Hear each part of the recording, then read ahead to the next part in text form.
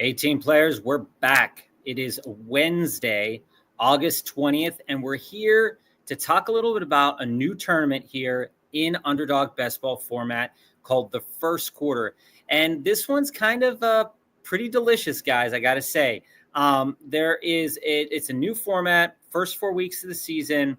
We're going to talk about some players today. We're going to answer redraft questions. We're going to do a couple of live drafts. So let's get into it right now. All right, so let's pull up this little spreadsheet we got going on here. And this is a spreadsheet that I have shown you before. And as we take a look at it, if everybody can see it, because I can't see it on my screen right now.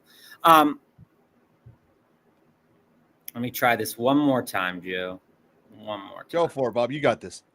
I got this. Technology's being a bitch today, guys. Yeah, man.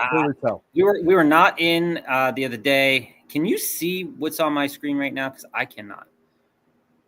Your screen. Is it just me? All right, here we go. Good. All right, perfect. Let's get this bad boy up in there. All right, perfect. All right. So we're going to take a look at the first 4 weeks here, guys. And so what this tournament is, a new tournament from Underdog called the First Quarter. And basically what this is we're looking at the first 4 weeks of the season, and this is basically just a giant eliminator best ball playoff kind of tournament, but with just the first 4 weeks of the season. So the round advancement is going to look like this: 2 out of 12, 2 out of 5, 1 out of 4 with a 374 seat final. The rake is 10%, and there's about 22,440 entrants available. Top prize being $15,000. And this is your standard tournament. So, you're not looking at anything super crazy. 10 bench spots, 2 flexes, 3 wide receivers, 2 running backs, nothing like the pick 6 on Underdog right now. So what we're going to do is we're going to take a look at the schedule for the first 4 weeks. We're going to see where kind of those matchups that we can take advantage of are, and see how we can build a team using that knowledge, using the understanding that we have about injuries, knowing that certain players are going to drop based on their availability, inability to be on the field, etc. So highlighting a couple of things. How's it going, Baby Genius? What's happening? Do we play Dynasty? Wondering if I should trade a 27 first for Josh Downs and Ridley. So Baby Genius, I think that is a good enough offer when we consider this. A couple of things that we need to know first. Number one, are you in win now mode right now? Because if you are in win now mode right now, that 2027 first isn't going to do much for you. I think it's fair to say that Josh Downs' value have dipped a little bit due to the injuries to his lower body that he's been dealing with. And Ridley, I think, is a riser for most people. Now, Ridley's volume, I think, is going to be big this year. When we look at all the metrics, all the numbers based upon Tennessee's passing game and what Cam Ward can do, there's a lot of volume that is going to come his way. Josh Downs could get similar-ish volume in the Wan'Dale Robinson kind of situation, although he is better than Wan'Dale. He is more explosive than Wan'Dale. So we can consider that there could be a good amount of volume there. So if I'm playing to win now, that 2027 first does not really matter to me. The question is can I get more for a 2027 first than I can from this deal? So I would maybe shop that pick around a little bit more, but it's looking like you need wide receiver. And I think these are 2 wide receivers that are really worth it and could be big time players this year in terms of volume. And that's what you want. So personally, I would do it, but without seeing the rest of your team and without seeing what picks that you have available to you to trade, I'd be a little bit hesitant to tell you, yeah, go ahead. But definitely let us know what your picks are, what your capital is, and what your players are so that we can give you a better understanding of what our feelings are about that. Wumbo hated Ridley last year so much, but my anger for him wants to stop me from trying to get him in 3 leagues. Here's the thing, Wumbo. You and I have talked about this, and before we get to the schedule, you and I have talked about this a lot. And Ridley had awful performances last year. I mean, you consider what he put out on some weeks, and it was around like 9 points. And that isn't going to win. That's not going to do anything for you. So, what I look at is I see Ridley's volume. You can easily see his volume going plus 90 catches, plus 110-ish targets in this type of offense. Remember, the vacated targets that were there Note the terrible quarterback play that was there. Note that these tight ends are I think, going to be fairly good. Gunnar Helm and Chig for ball movement, for Cam Ward. When we look at the rest of the team, Io Manor looks like he's stepping up his game. You still have Tyler Lockett there, but again, Ridley is a big body player. Ridley is going to get targets. Now, the question is, as you look at the schedule, are we safe? Is that a safe assumption to make for redraft? In best ball, I absolutely want Ridley on my team. In redraft, if he's my third wide receiver or even my fourth wide receiver, I feel really safe with that. If he's my second wide receiver, I also feel a bit safe with that because I know that the rest of my team is pretty good. So consider that as well. Santiago, who do I start at my wide receiver 2 in flex? So we are just going to get into some of these questions here, and I think this is a good question. Baby Genius, I see your comment there. Appreciate it, man. Absolutely. Appreciate the sub. So Santiago, here's what I'm looking at here. We have DJ Moore, Pearsall, Igbuka, Waddle, Olave, RJ Harvey. So when I look at this wide receiver situation, I'm absolutely very interested. What's happening, Jamie, in starting Pearsall week 1? When I look at Pearsall and I look at this 49ers team, we hear from the news sources, media outlets, to say the 49ers are shopping for a wide receiver. So that's not good for the health of Juwan Jennings. We know Brandon Ayuk's not going to be back for week 6. We know they need help. We know George Kittle isn't going to be the exact answer that they need in week 1. Although he'll have a lot of volume, he's not a wide receiver that they need. They need a body. They need something that's going to play. I look at the matchup, Seattle. I see this matchup as being one that could potentially be a relatively high scoring, okay? Geno Smith they're not going to pump the brakes there. Ashton Genty is going to, Geno Smith's not there anymore. Sorry about that. Sam Darnold is not going to pump the brakes. They got Ken Walker, Charbonnet up in Seattle, right? So when we look at things and we say, hey, where could this play out? Well, Pearsall is absolutely going to get volume week 1. And when I look at that potential volume and we see that, Christian McCaffrey's probably going to get around 25 touches probably in this game. You see that there's a big amount of room for Brock Purdy to pass the ball a decent amount. I think Pearsall is going to be a beneficiary in this week 1 matchup. So he's on my radar automatically. He's top of my list. Then I take a look at Chicago, Minnesota. We're getting in a rookie quarterback in Minnesota, basically a rookie quarterback because J.J. McCarthy didn't play last year at all. He's coming in. What are we going to get out of Minnesota's offense? Well, Minnesota, if they're trying to get J.J. McCarthy used to running this offense in a big-time game, first week of the season, what are we looking at? Well, maybe we're looking at a little bit more of a run-heavy offensive style. So do I want to start a Chicago wide receiver week 1, even after hearing all of the things that are going on in Chicago's camp, right? So that's my first question. My second question would be is how much design work is DJ Moore going to get? Because I absolutely love DJ Moore this year. But when I look at the number of options that are in San Francisco right now, Pearsall is screaming that he is a great start week 1. Then we take a look at Igbuka. Am I comfortable starting Igbuka week 1 against Atlanta? No, I'm not comfortable starting Igbuka week 1 against Atlanta, especially knowing the Tristan Wirfs injury. So how I would order that out of the wide receivers. And then you have Waddle and Olave. Waddle is hard to trust, I think, before we know what this offense is going to, if Achane is going to be playing or not. If Achane's not playing, and we learn this information later down the road, if Achane's not playing or not, I'm absolutely considering starting Waddle. I think it's a little bit early to tell if Waddle would be a good play at wide receiver 2 to start the year. They're up against Indy. That game could be a disaster, and it could be Jonathan Taylor running the ball a decent amount. Then we look at Olave, and I wouldn't be starting Olave over Pearsall, and I wouldn't be starting Olave over DJ Moore. Now we look at RJ Harvey, and we say, what's that work going to look like week 1?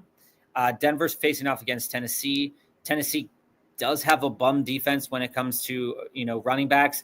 Will J.K. Dobbins get the ball a little bit more? I think for you, Santiago, the news that I'm going to be watching over the course of the next couple of weeks is what's that split going to be like for RJ Harvey and J.K. Dobbins week 1? Will they give J.K. Dobbins, the veteran, more play week 1 than they will RJ Harvey? Okay. Because if that's the case, then it's going to be Pearsall and RJ Harvey. If not, then I'm probably leaning Pearsall and DJ Moore. But if the news breaks that Waddle or that Achan's not playing week 1, then I'm going to probably be putting in Pearsall and Waddle. There's a lot of news that needs to break for us to make that good decision. But for right now, I think I'm on Pearsall and DJ Moore until we get more news about something else. Wumbo. So many stinkers at the end of the year, like 4 games back to back with like 1 catch, but I see him in mocks going in the 6, and Cam Ward looks pretty dang good and isn't scared. And this is the best thing that I can say about Calvin Ridley, not from a player standpoint, just from a team standpoint. Hey guys, I know I just jumped in at 4:07. We're going to start this first quarter that Bob just talked about. I'm not ready for that yet, Joe. Joe, not ready for that yet. Not ready. You're not ready for that. No, because I haven't even looked at the schedule yet. So when we look at Cam Ward as a player, Joe, Cam Ward is one of those players that is igniting this offense. He's already getting in scuffles with players. He's doing his best, and he's not only is he showing what everybody wanted Anthony Richardson to show as a quarterback, which is that leadership qualities, which is good throws, downfield vision, everything. He's also commenting on what players are doing. I mean, Treylon Burks obviously isn't on the team anymore, but he was like, yeah, I think Treylon Burks could be my guy. I like this guy. So he's trying to promote within, the clubhouse basically, right? Is that, yeah, he trusts his players. He knows what's going to happen. He believes in his players. So I do believe in Calvin Ridley. So let's jump through this quick so we can start at 4:07. For this tournament, Joe, I'm going to highlight a couple of things. So week 1 through 4 is what this tournament is. So when I see that, and I see weeks 1 and 2 being New Orleans and Carolina, I almost think that Arizona is an absolute smash. No matter how terrible they might be later on in the season, I know that within this framework of these first 2 weeks, that there's probably going to be some good action there. I also know that San Francisco's defense isn't as good as everybody's making it out to be. So I think through 3 weeks, we could absolutely see some good stuff from James Conner, and we'll see how that plays out with Trey Benson. Coming down, some other notes to make. I think you absolutely have to smash anybody playing Cincinnati weeks 1 through 4. So Brian Thomas Jr. is at the top of the list. We're looking at J. Jeff. We're looking at Cortland Sutton as well. Coming back down, Joe, looking at some more teams that that are interesting to me to some capacity. The Jets. We have Steelers, Buffalo, Tampa, Miami. So if you're playing the Jets, going up against Buffalo here, they have Baltimore, which should be a slobber knocker. You have the Jets, Miami, and New Orleans. Buffalo is on my list. James Cook is on my list in a tournament. So, Bob, why don't we just cut to your list so we can jump to and start this thing at 4:08? So, yeah, San Fran's defense is going to be bad. So if you're all right, guys, before you keep asking questions, we're going to start at 4:08 because you guys can put him in a hell where he never continues. I'm in. I'm all in on hating on San Francisco. 4:08. We're going to click start, guys, on the first quarter. So we're looking at in this first quarter too. We have Seattle, New Orleans, Arizona, and Jacksonville. San Francisco has a great schedule. CMC, a healthy CMC in this tournament is an absolute smash as well. Jump in. 1 seat left. All right, I'm in. All right, good. But I'm not in with you. So there is one thing to share with you guys. My rankings and Bob's rankings are nowhere near alike. Bob and I are looking at things in 2 different ways here. I look at it from what the game script is going to be and historically. I am not in your tournament, Joe. I did not click it fast enough. I cannot help you with that, but I do have the first pick in mind. So I'm gonna let you know. This is kind of how I view this tournament here. So in this tournament here, I'm absolutely shooting for, and I'm going to give you the schedule here, as we go. And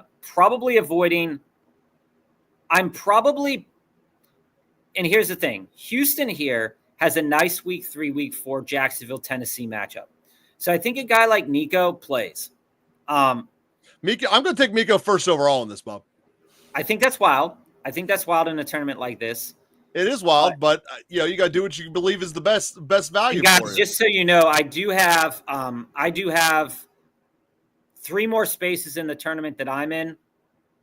So we'll Bob, throw yours up if you can throw it up on the screen. Then people can jump in with you because I believe in mine. I don't have 2 more anyone on that mine. we know. Yeah, we have 2 more on my tournament right now. We'll throw mine on there. So screen share. Put it up here. Screen share.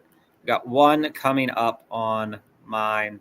I think in a tournament like this, depending on where you sit, Christian McCaffrey is a great play. Knowing that he's healthy right now, I think BTJ. I think if you can come out with CMC and BTJ in this tournament right here, not bad.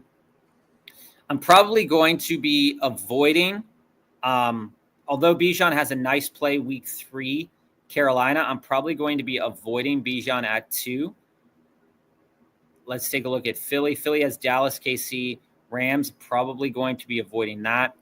Green Bay, Chicago, Baltimore, Cleveland. So, Bob, it's interesting. I have James Conner as my number 2 running back. You were talking about how you're loving him. I have him as my number 2 running back for the first 4 games. Yeah, so, I don't see anything. He also won't probably get hurt during that span and either. Again, guys, what we're doing here as we go through all the comments and questions, what we're doing here is a tournament called the First Quarter. This is a tournament on Underdog where you're going to see us making some wild picks, okay? Because this is just about the first 4 weeks. So I don't care about week 15, 16, 17. I care about week 1, week 2, week 3, week 4. And this is why you're going to see me clicking Christian McCaffrey at 2 overall. Okay. When I look at that schedule, and again, looking at the schedule, I see Seattle, New Orleans, Arizona, Jacksonville. These defenses are not great rush defenses. Okay. No. So when I see that and I look at the board and I say, well, okay, I could go Bijan, but Bijan might not make it past week 1 here, guys. So we're hitting for a home run. Okay. This entire tournament is swinging for the fences. Going against grain. Darkside said Lamar needs to be a priority in this contest. He's got great matchups. Absolutely does. Absolutely does. Mr. Wumbo, you don't hate more like Joe does, but when I get to that area in the mock drafts and it's Moore versus Metcalf versus Sutton, I can't help but take Sutton. And I can see I will make swings at Sutton in best ball tournaments, guys. But he's not on my I must draft him redraft list. He is a guy that I like a lot, but he's not on my must draft redraft list because I do think that the touchdowns are going to be split differently this year. And in order for him to be valuable, I'd want him to be at like 1,200 yards. I'm not sure if he gets there this year, but I do like Sutton a lot this year. And I won't be taking Metcalf in redraft. I know, the projected volume is there, but I just don't trust. Oh, I don't know. You take volume, Bob. I don't get how you can not take Metcalf. And I do like the DJ Moore is getting more design work. So I see myself taking DJ Moore a little bit more, and I know people don't like that.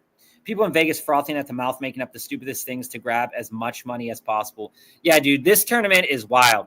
First 4. Yeah. Listen, though, it's fun, though, because no one's going to be injured. Like that. That's the perk of this. You hope. That's true, too. Well, so historically, injuries go like this, though. You hit the last big wave really Thursday night because historically injuries are the brittle ones break during camp. Normally because they came in injured and they just want to get that injury settlement money. But then the random slow fade occurs where it is a little bit more in the beginning and lessens at the end. But in general, you've already had the big wave of injuries that's going to occur. Now, not to say there's not going to be one in week 1 because there's always one in week 1, but the major hollow them's out. So, yes, this is Vegas doing it completely different, but it's also good to look at different things. Like the list, if you look at that schedule Bob did in the beginning, is completely different in terms of who you should be looking at for just the first 4-week stretch than we do for a normal best ball. Remember, in normal best ball, we basically treat the first 14 weeks as one bucket, 15 as a bucket, 16 as a bucket, and week 17 as a bucket, because that's where the money is. In this case, it's only the first 4 weeks. So it's a completely different style of looking at it, and none of those late season matchups are matter. And by the way, we'll probably do a second quarter when it comes around too at the end of week 4. But that's a digression for then. So I do love these. I get that there's money on the table, but that's there that it is, man. And Dark Side, to your point, teams do tend to be more run heavy in the beginning of the season. The other thing that's an emphasis in the beginning of the season is that defenses typically are further ahead. And the big reason for this is athleticism prevails early in the year. And that is one of the things where you see lower scoring games, defenses being ahead, and the passing game's not quite up to snuff. That being said, if you can get a major stud with a team that's established and knows what they're doing, you have a major advantage compared to the McMillans of the world who and the Harrisons, who quite frankly aren't in an established passing system with an all good quarterback. So that's the kind of spots where I look around. I want to have more stable passing games for the first 4 games. Teams like that have the same quarterback and receiving combination. You know them: San Francisco, Houston, Tampa. You know, all the traditional ones that didn't move a quarterback around.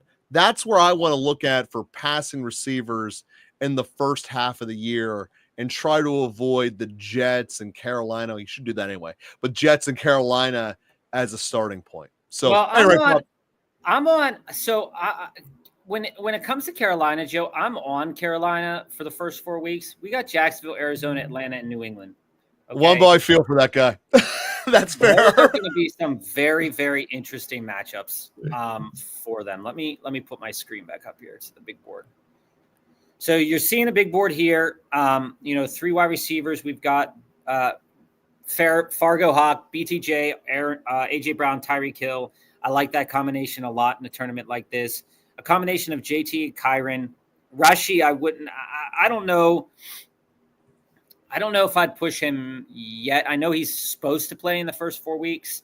All right, we're taking a section here on Rice. A little bit. Right? Rice is either getting suspended for week 1 or not until 2026.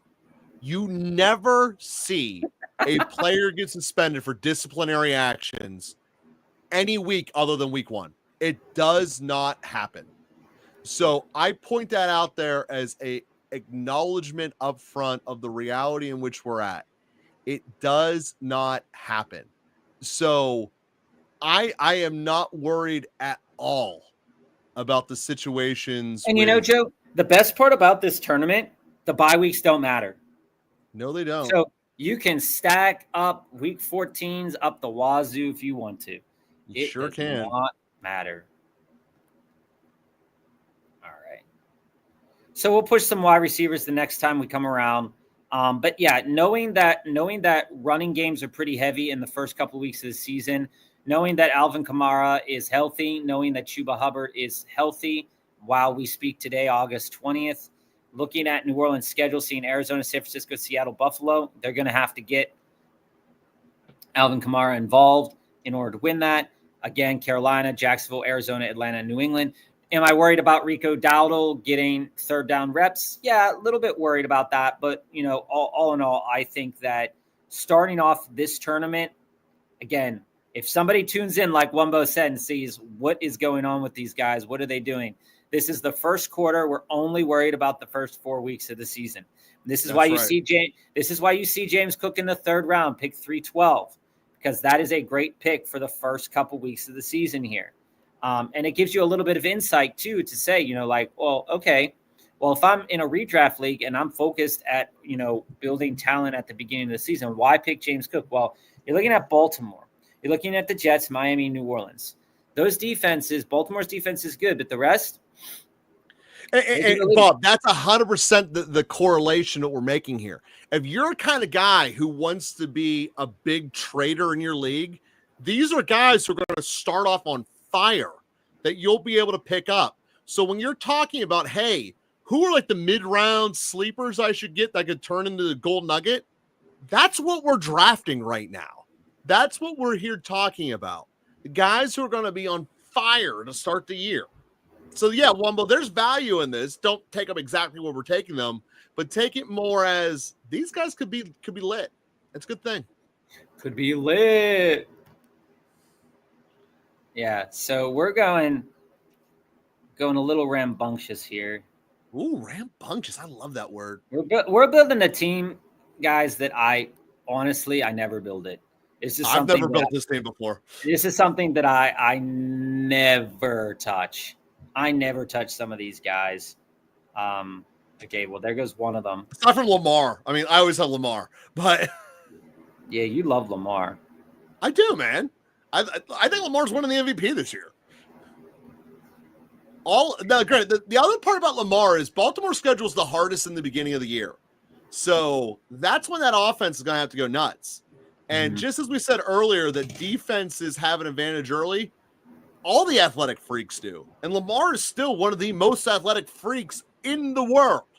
As much as I hate him in Pittsburgh, it's a fact. One of the things to keep your eye on in this tournament, another interesting team, we have we have Vegas. They play New England, the Chargers, Washington, and Chicago. Now, this can go in a couple different directions because New England, you would assume that they want to get the ball moving on the ground a little bit more, and the Chargers the same way.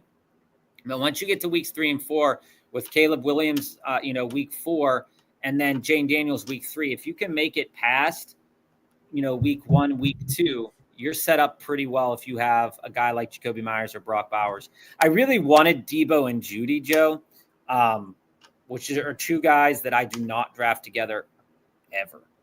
I don't know if I want to touch Debo, but I get the Judy because actually I take that back. I'm not sure I love Cleveland at the beginning of the year, and the reason is they might have 2 different quarterbacks during this stretch. They might have 3 different quarterbacks. It's true. They have on their schedule Cincinnati, Baltimore, Green Bay, and Detroit. If they want to win, and that part is good because they're going to be losing and chucking the ball. If they want to win, they have to chuck the ball. So is that Judy? Is that Tillman? You might see Tillman on this team too. So just thinking about that. Have you guys done any mock drafts where you've drafted from the 2 or 3 spot and gone 3 running backs? I have seen it be a possibility. From what I've seen, the couple that I've done, the one thing I hate about mock drafts though is everybody leaves. So it's they're not real. So Wumbo, I can tell you, I have done that. Do I like it? Not preferably. Yeah, that's the problem. Like when I do best balls and I get one of those spots, I always take Lamar in the 3rd round. The advantage of having the top end Lamar quarterback is so massive, whether it be Lamar, Allen, or Hurts. I take one of them. It's normally Lamar because he's my preference in the 3rd round because that's going to be the beginning of the 3rd round and I'm going to get him. So I do love going Bijan, Bucky, Lamar. I do love that start. If you can give me that any day of the week, I will. It might be my favorite start. So the answer to that question, no, but that's the alternative I'd give. Yeah, I mean, I like the flexibility, but if the talent level is there, I'm not going to say no to it. So, for example, right, like if I'm in the 3rd round and by some miracle, like Chuba makes it back to me, and I don't think he will get there in the 4th round because the guy ahead of me took wide receivers. Yeah, I'd consider it, but it puts you at a huge deficit. So you're gonna be then chasing, and you've seen in these best ball drafts what has happened when we've been chasing.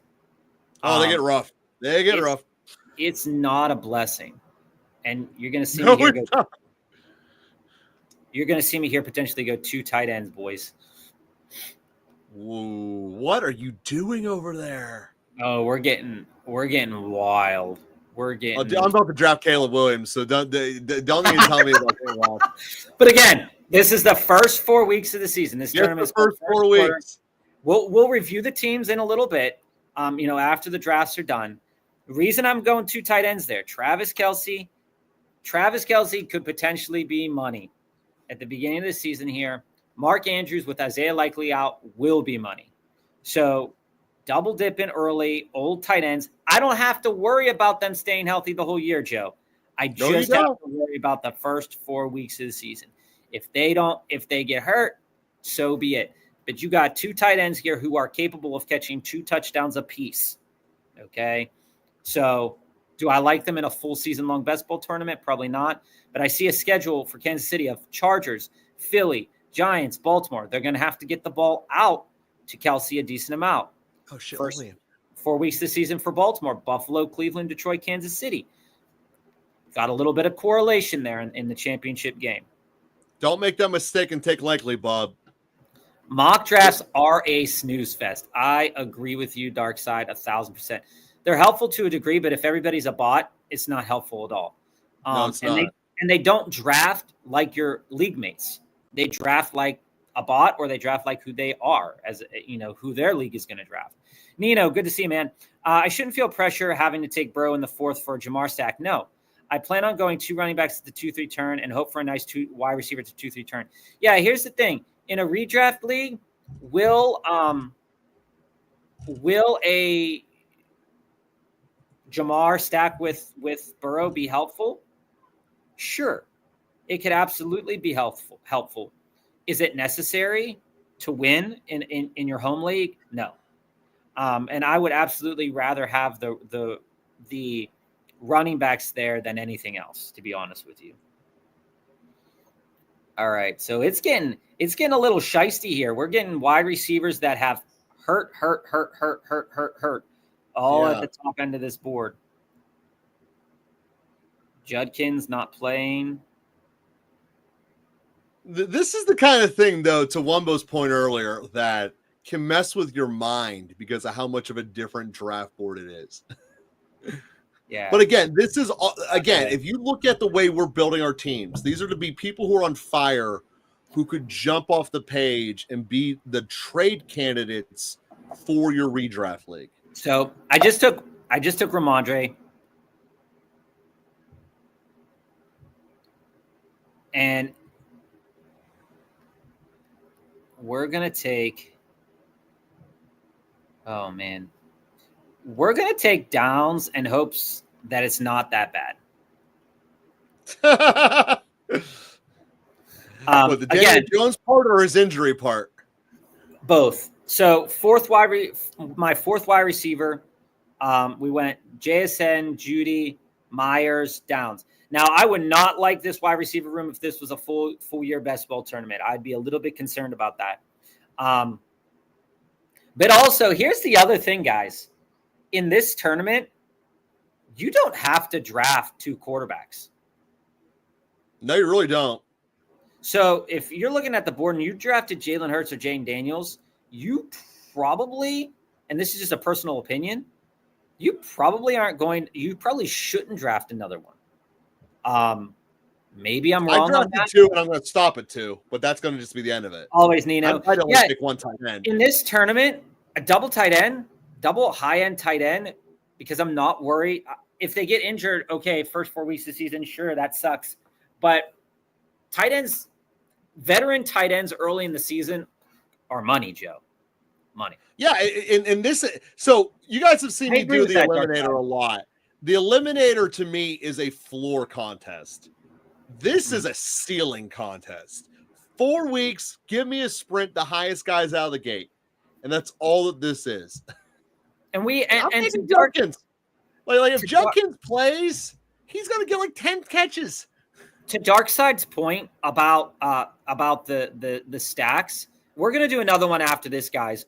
But I do think that there are a couple of week 4 stacks that could potentially be very, very interesting. Buffalo, New Orleans could be an absolute just Josh Allen just explodes on your face. Is that a technical term, Bob? Baltimore, Kansas City could be very, very highly competitive with a decent amount of yardage. Cleveland, Detroit could easily. I would take Thielen in this. I would never take Thielen in a redraft. I would take Thielen. I take Thielen a lot. But that's just because I believe in him a little bit more than you do. Houston, Tennessee could be interesting for Houston because Tennessee doesn't have a defense. Houston does. Houston really does. All right.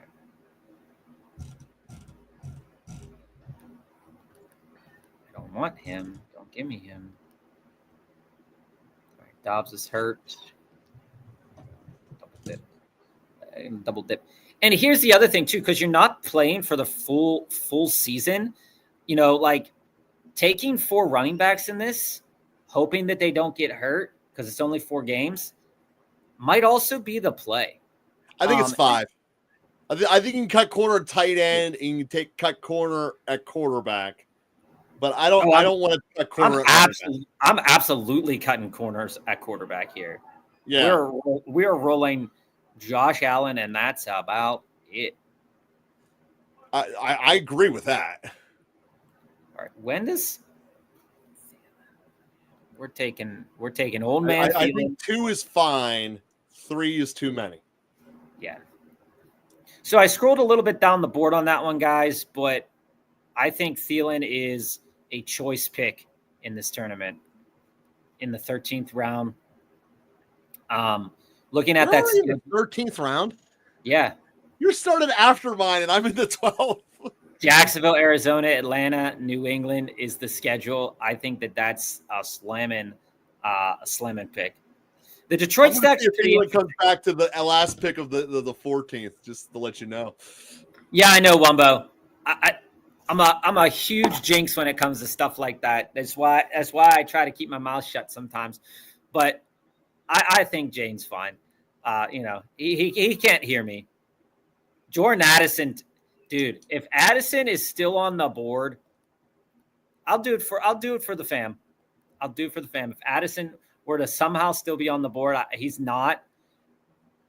Addison went 7-1 in mine. Yeah, when did he go here? Oh, he went 7-7 in mine. In a tournament like this, it'd be wild. I mean, you see Nick Chubb here, and Nick Chubb at 12-6 in a tournament like this could be a steal, guys. Houston has Rams, Tampa, Jacksonville, Tennessee on their schedule. If Chubb's starting and not like old man like, that could be a smash. Chris Godwin, I wouldn't take in this tournament. I would stay away from that. Yeah, it's going to be hard to put faith in Godwin. Kyle Williams, Joe, is still on the god dang board. You know how I feel about Kyle. All right, Jalen McMillan, Will Shipley. Yeah, and see, like Will Shipley, I'm not buying into here. No, you got to take a guy who has a chance of getting day one catches or reps. So Stevenson makes sense. I'll tell you who is. Najee makes sense. I'll tell you who I'm taking right now, because if I get him sniped from me in this tournament, I'll be really unhappy. And it's Ollie Gordon. Because Ollie Gordon's on my short list. If Achane isn't trending to play and Wright hasn't shown what they want to see, Miami's schedule does, and I know I could get them a little bit later, but Indy, New England, Buffalo, the Jets, shut up. Shut up. Oh, there he goes, 14-8. Come on. How far did Samson come down in yours? I don't know. Let me check the books. All right. Bob, you're hitting anger level. Oh, I'm not hitting anger level. I'm just hitting Wumbo, this is the first 4 games. And this is really just a condensed eliminator is what it is. But again, being so condensed, you got to go all out. So, Joe, Ollie Gordon went some picks ahead of me, just 2 picks ahead of me. Sucked. Cannot help you with that. All right, I'm going to double dip, and I normally don't do this, but I'm double dipping on the Carolina running backs. I took Rico. What? I took Rico and Chuba. Not like it matters, but again, in this tournament, I'm going to say it again, and I'm going to say it again with my chest, Joe. Carolina's schedule is against the worst defense against running backs in the league week 1, Jacksonville. Then they have Arizona, Atlanta, and New England. Okay? Now, I missed out on Ollie, so had to pivot quick because I wasn't paying attention to the board at the turn there. But I am absolutely okay with something stupid like that. Running back room not bad. As long as you're okay being stupid. We're gonna push some wide receivers here in the next couple of rounds that I probably wouldn't take on a usual basis.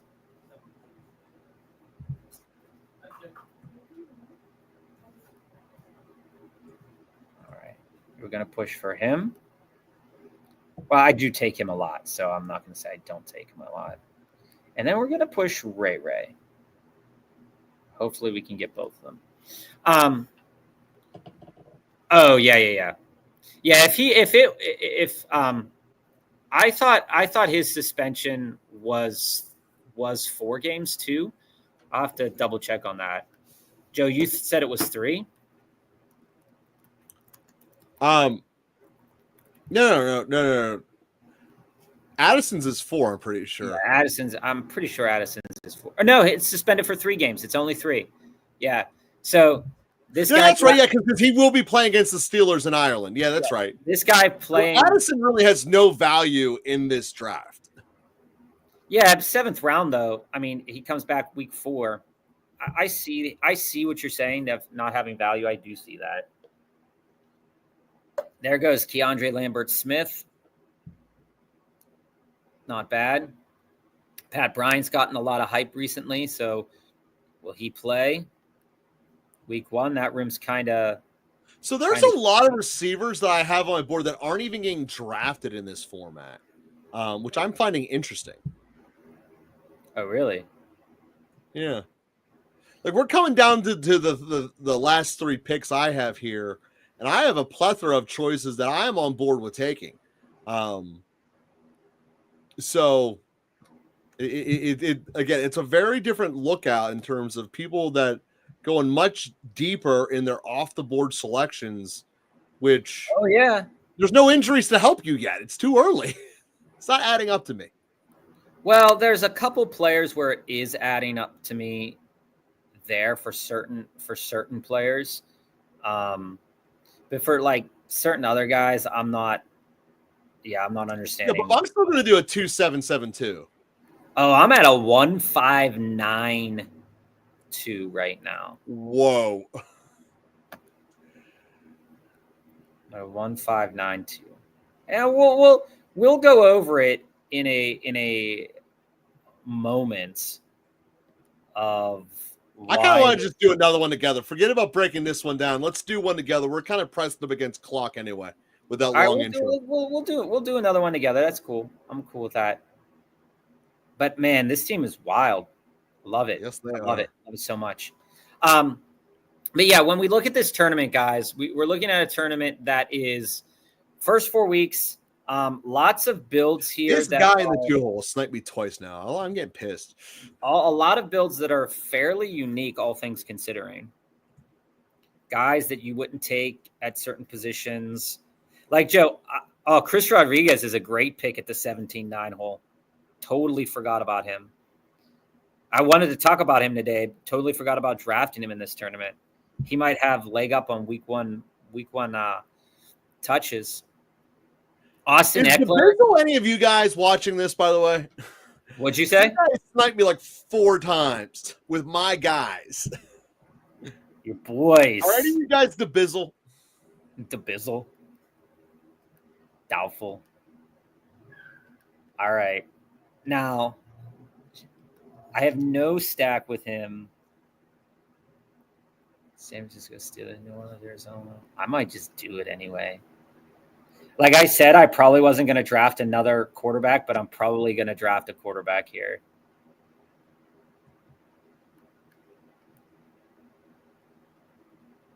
Joe, do you think I should go? Do you think I should buy into a slight Jerry Jeudy stack with Cleveland, or should I just take an unstacked Sam Darnold for this tournament? Oh no, I do have him. I do have JSN. Absolutely, I'm taking Sam Darnold. That's the end of the discussion. Sam Darnold in the last round, round 18, man. Wow, this is wild. I love this. Like I'm sitting there today. I've been cleaning and doing all kinds of stuff at work, and I was like, oh, new tournament. What are we going to put on today? And Bam.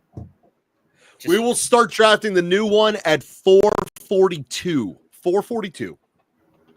442. Well, this one I have to make my pick first. Yeah, well, you're ahead of me, and that's it's 3 minutes. This team has so much potential. So much potential. All right. We just took Sammy D. All right, so 442, we're going to rack up another one. So 442, everybody, we're going to rack up another first quarter best ball tournament. If you want in, let us know. Just join in. To take a look at there was another tournament that just as we wait for Joe's to finish up, there was another tournament that just hit Underdog recently, and it's called the Pick Six. I do recommend you checking it out. It's another $5 entry. It's six people, 10 rounds. Okay, so this one is the one I want to show you. So there's 6 people, 10 rounds, and you have many different ways that you can build these teams. This team is interesting to me. The way I built it, it's season long, 17 weeks. Bo Nix, Penix, Williams, Cook, Hubbard, Kamara, CD, Puka, Drake London, and Brian Thomas Jr., because you don't need to draft a tight end. Now, in this tournament, you play 1 quarterback, 2 running backs, 2 wide receivers, and a flex. So this one tournament is, I think, fairly unique enough that it's really fun to jump in on a tournament like this, just showing you just what the board looks like. Because it's only 6 guys, people do want those top 5 quarterbacks. So keep your head on a swivel if you enter a tournament like that. But if it's still available next week, we will show one on air. If it's not, we'll just kind of go through some of the drafts that we've done already. So Joe, you ready? First quarter? Roll 1, 2, 3, go. All right. Let's get it. That filled fast. I feel real fast. Holy shit. All right, we're both together. Let's do it. You're 6. And here, you guys get to see the official draft board instead of Bob jumping back. I love you. That was more so that Sam Darnold in the last round, and then I had the JSN stack that I was thinking about building earlier that I completely forgotten about. That's why. And one more, I love the fact you said that, because later tonight I'm going to have a raging headache and I'm going to try to figure out why. And it's going to be my brain trying to compute that wave of sentences. So much potential, and Darnold. Oh, that might be how cancer is born. Like, hey, I got who I wanted. Deal with it. Got what I wanted and wanted what I got. Deal with it. Oop. All right, so we're gonna get wild and crazy here. Just like I said, I liked Christian McCaffrey the last time. Joe, I'm taking your boy, man, if he's there at 3. McCaffrey. No, your other boy. Which one?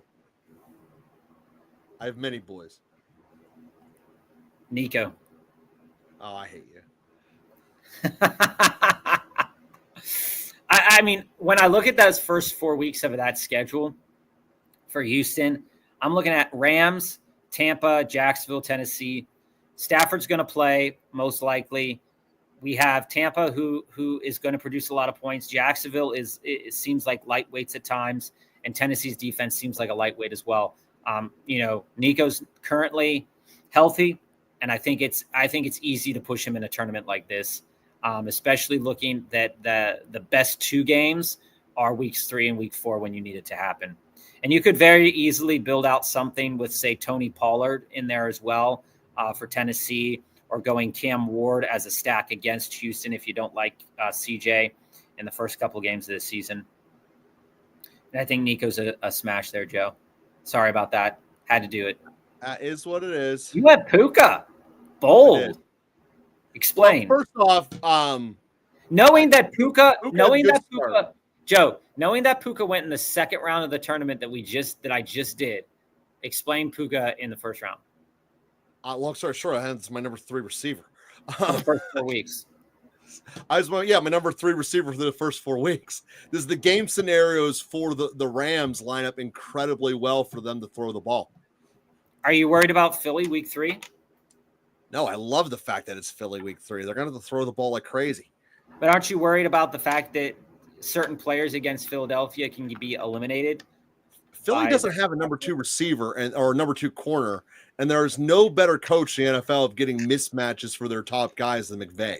So there you go, CMC at 110 in this one. Actually, because of that, Puka gets a lot of tiebreakers in my world. The McVay factor is big for me. That's absolutely fair. So again, guys, we're doing the first quarter. If you think that's messed up, well, take Lamar around early. We're doing the first quarter tournament on DraftKings. I think BTJ is a smashing value in this tournament. Oh, I don't. I think the Colts are set up for prime failure. Nah, dude. Looking at, Jacksonville's schedule is Carolina, Cincinnati, Houston, and San Francisco. Outside of that Houston game week 3, you could be walking into a BTJ who's scoring 25 points. I mean, it's a wild setup. In the last one I did, Genty went top 5, so definitely a player preference for some people. Oh, sure is. It's all about player preferences. Getting your Jacobs people going there.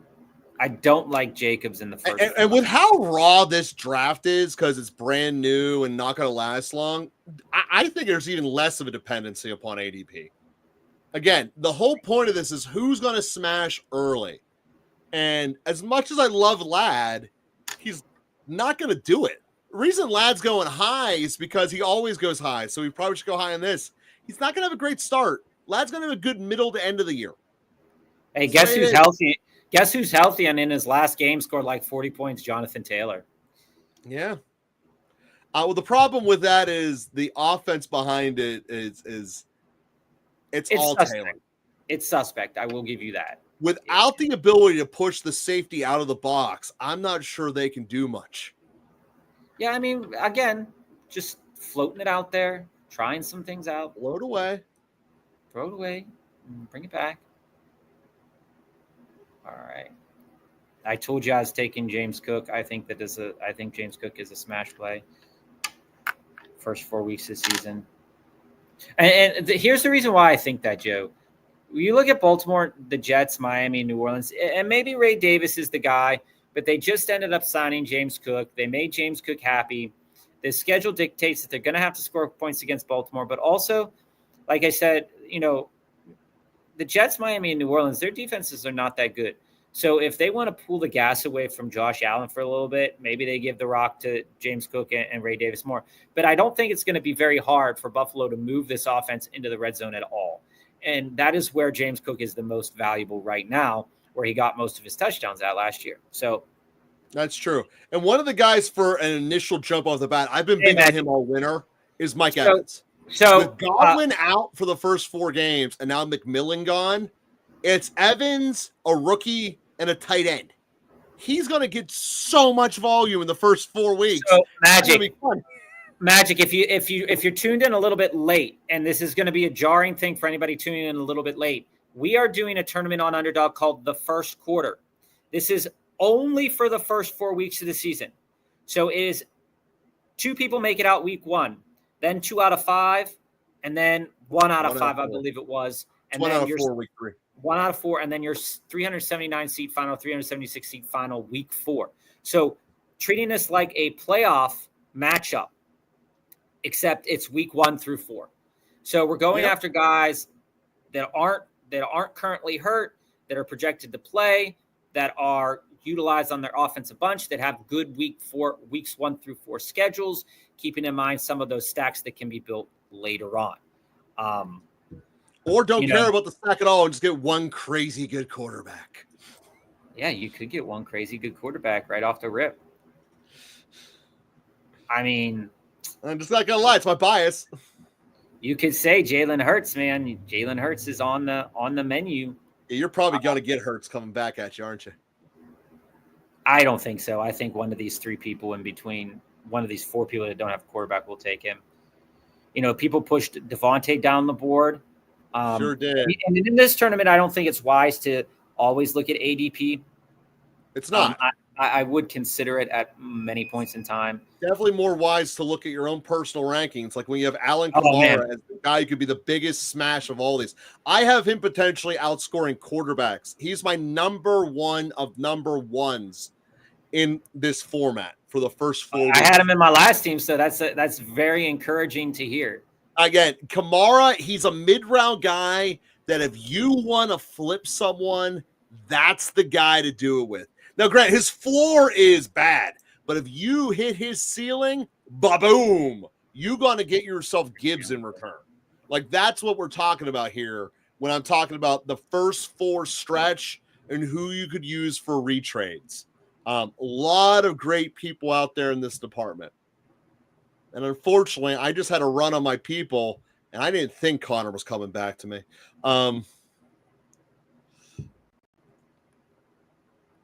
That's okay. All right. It's Oh my God. I just noticed something really, really awesome. Hey, Joe. What's that? In this tournament, week 4, Denver plays Cincinnati. Keep that in mind. All right. What's your point? You're going to go Knicks? Oh yeah. Oh yeah. This is going to be a you don't know Bo team. You don't know Bo. I don't think I want to know Bo. Lay off the haterade. Lay off the haterade. I don't think I am. I think I'm just going to keep drafting everyone around before their ADP. See how many people get pissed off at me. Yeah, it is unhealthy. I would still take London over Ladd in this tournament still, because Darnell Mooney is probably going to be out first couple weeks. Hey, it's okay. Thoughts on QB running back stacks, i.e. Lamar, Henry, Hurts, Saquon, Mayfield, Bucky. In a top 5 offense, you got all the TDs. I would even add Allen and Cook in there too. But here's how I feel about it. Is it necessary to do that? No. But here's the other thing. Am I going to turn away from it? No. So those stacks are kind of predicated.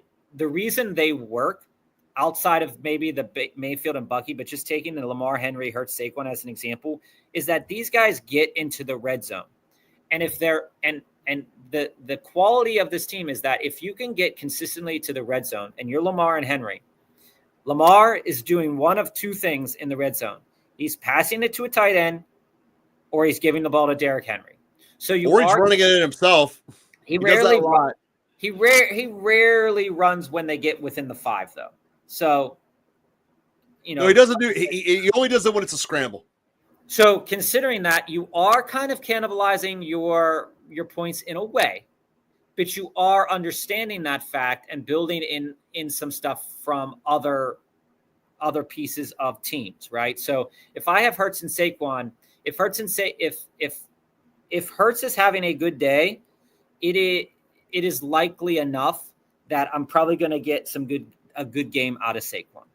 So, all things considered, I think that that's kind of a good way to approach certain aspects of building.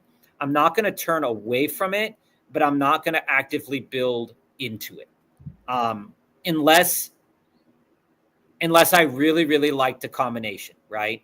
We have in the past built Lamar, Derrick Henry. We have done that, and that has been something that we've been fine building into. So all things considered, I think you can do it, and I think you can do it well. It just depends on what other pieces have you built around your team to make it more successful. Because if for some reason Lamar isn't having a good day, I don't know how likely it is at this point in time that Derrick Henry is rushing the ball for 3 touchdowns and 150 yards. I know it's possible, but that guy just took Tracy 2 rounds early. I know. I saw that. The running backs, man. Running backs are king in this. Do you think I should get Allen Lamar if either fall to me in the 3rd, or should I wait for Jaden or Hurts? I'm at the 105 in a start 7 4-man and 10-man league. So if I am in a 10-man league, I am prioritizing Allen and Lamar and then forgetting about it. Or I am not prioritizing any of those top 5 quarterbacks, and I'm taking 2 of Brock Purdy, Bo Nix, Michael Penix, something like that. So I think that all things considered, again, the tournament that we're doing now is the first 4 weeks of the season for anybody joining in. But this question from Magic's really important to note. I think you can wait. And you don't have to push Allen or Lamar, but also understand. I disagree with that. Also understand, though, is that Bo Nix doesn't necessarily have that 40-point upside that a Josh Allen has. Okay. Kyler Murray doesn't necessarily have that 40-point upside. He could get to 30 potentially, and Bo Nix could get to 30. But that weekly known upside that Josh Allen and Lamar gives is why you're thinking about drafting in a third round. And I don't think that that's a bad play, especially when you're considering it's 10-team. Okay. So half of the league is going to have quarterbacks that were drafted early. Half of the league is not. The reason I say that you can wait, Magic, and I've said this, I think, last week too, is that if you're not one of the first 5 to take a quarterback, you will most likely still be happy with quarterback number 8, and you will have picked up value and talent at other positions. So if you're not taking Lamar, Allen, Jane Daniels, or Hurts, you would want to prioritize players that have huge upside, like 26, 30-plus point upside. And you could get that. There are players that you can get that out of in the third round and the fourth round. But it feels much safer, and it is much safer to take, hold on. I can only take one of them. Thoughts are getting to you, Bob. Okay. That's good. This guy's not going to take a quarterback. We're good. All right. Perfect. This is Bo. It's Bo, baby. Oh, there went Bo. That's me. You are the third pick. Gotcha. I took him. I'm not messing around, pussyfooting around with that. All right. Then the question is, do we? Yeah, we do. We double dip. We're double dipping here, guys. We're going to double up on the quarterbacks here. Like I said, you don't necessarily need 2, but taking Bo, I'm building in that second stack there with Purdy. And the matchups for San Francisco are legitimately some of the best in a tournament like this. This is why I took CMC first in the tournament we just did. But I'm looking at Seattle, New Orleans, Arizona, Jacksonville. That's amazing. So yeah, taking 2 quarterbacks. Did I want to do it? No, but I think it's worth it in this tournament here. I kind of like my team a little bit better here. But yeah, so Magic. Joe has a different opinion. He definitely wants you to go out and get Allen and Lamar. I do. And I would say Hurts is okay too. It just depends on what you feel you are the most comfortable with your team. Because also think about it too. If you go Allen, Lamar, you aren't taking another quarterback again anyway, most likely in a 10-team start 7. So you can just then buy up that value, those value round picks, taking your Tank Bigsby's, your Ramondre Stevensons, your rookies, your Tajays, and seeing which one of those hits. While the other 5 guys are mucking around for quarterback, you're going to get some value somewhere else. So there are 2 ways to look at it, and I'm okay with either one, to be honest with you. I personally have a preference for Lamar or Josh Allen and Jalen Hurts. I've won with them before.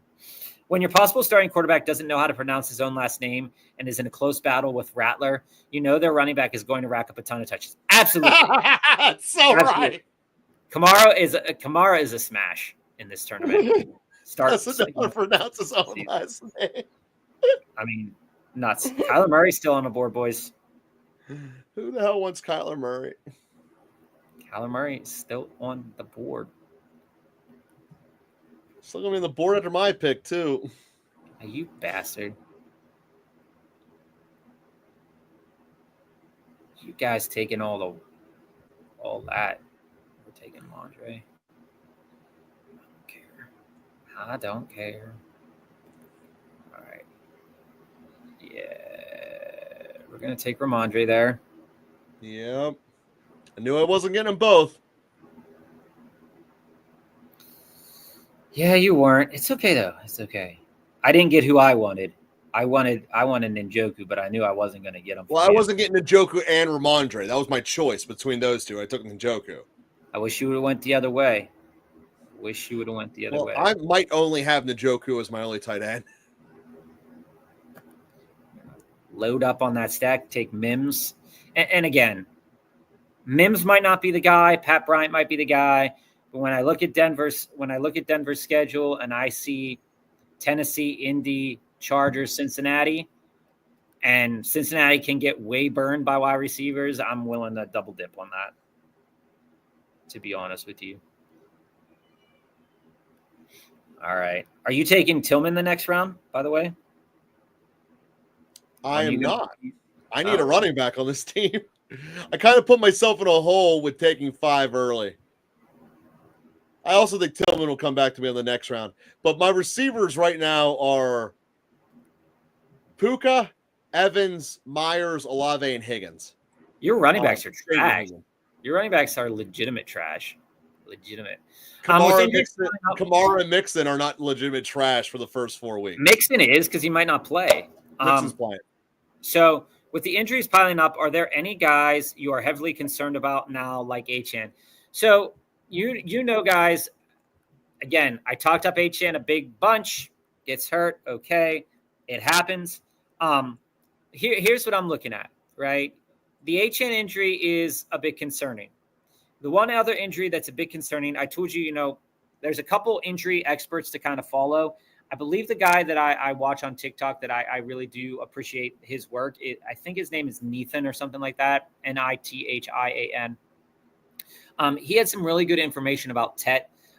The hamstring injury for Tet is a bit more concerning. I'm pushing him down the board a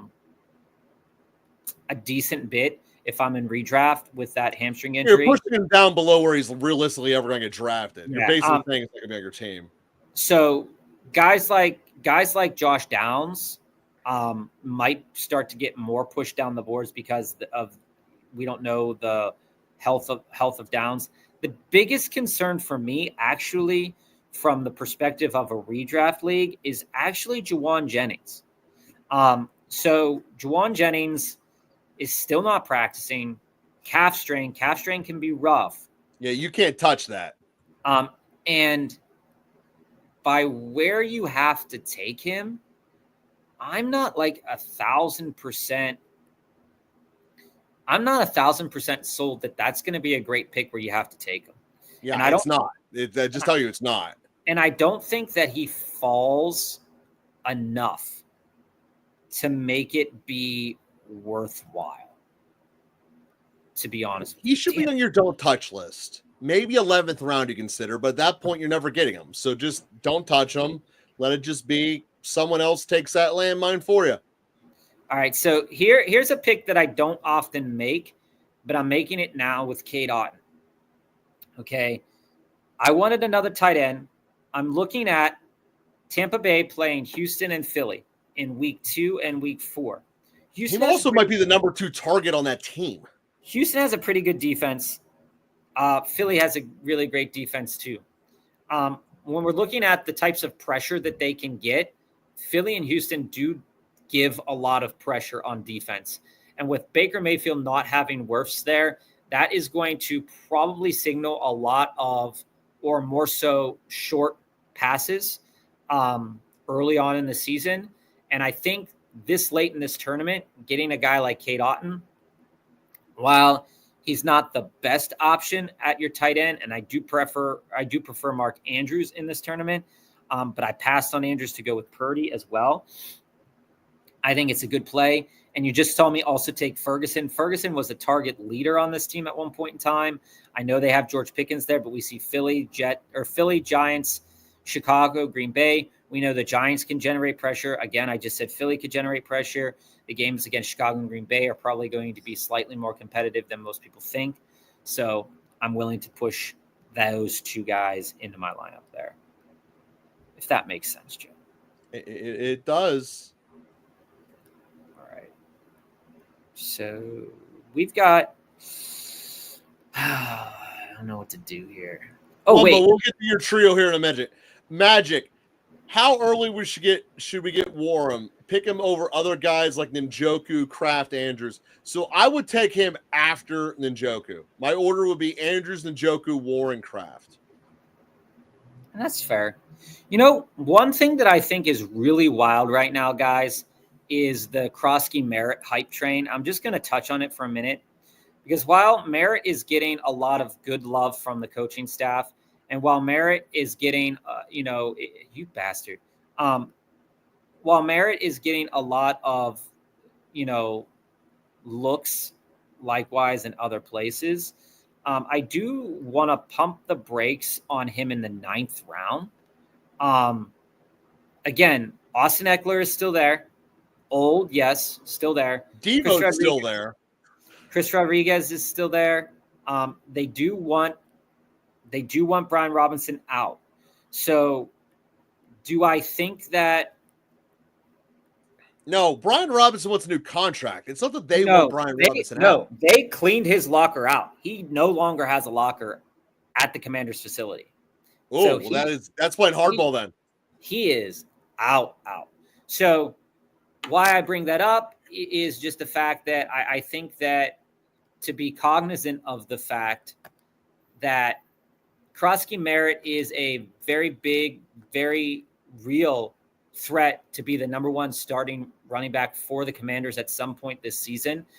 But taking him in the 9th round, come on, Bill. Come on, man. Come on. I can't do it. All right. Hold on. I don't want to see this comment from Wumbo. Sorry. I need to go back up. Read it away, man. What's up with quarterbacks with cool names that can be insane for merchandise chasing them? Dak Prescott would be much cooler as Rain, and Tyler Shook as Show instead of Shuck. Yeah, absolutely. You don't want to hear somebody just shuck the ball. You want to hear that you're the Show. Make it rain touchdowns? Absolutely. Tune in to see the real Show. That would be a great T-shirt in New Orleans, Joe. And plus, they're in New Orleans, so they make up how they talk anyway. Like, you could just do that. That would be a great T-shirt. Magic, how early should we get Warren? Pick him over guys like Ninjoku, Andrews, Kraft. I wouldn't pick Warren over Andrews, just because if I know the likely injury, then maybe I'd consider it. Do I think Daniel Jones is a great quarterback? No. So that's kind of my feelings in general about that situation. He's not. I mean, don't even try to lie yourself into that. No, I've never lied myself into that before. I've said that he is an interesting back-end stacking person, but I never once said to you at this moment in time that I want him on my team. Well, why would you? Because you're not a crazy person, Bob. We're going to get double. I'm about to start making some crazy person picks, though. We're down to 3 rounds. 3 rounds left.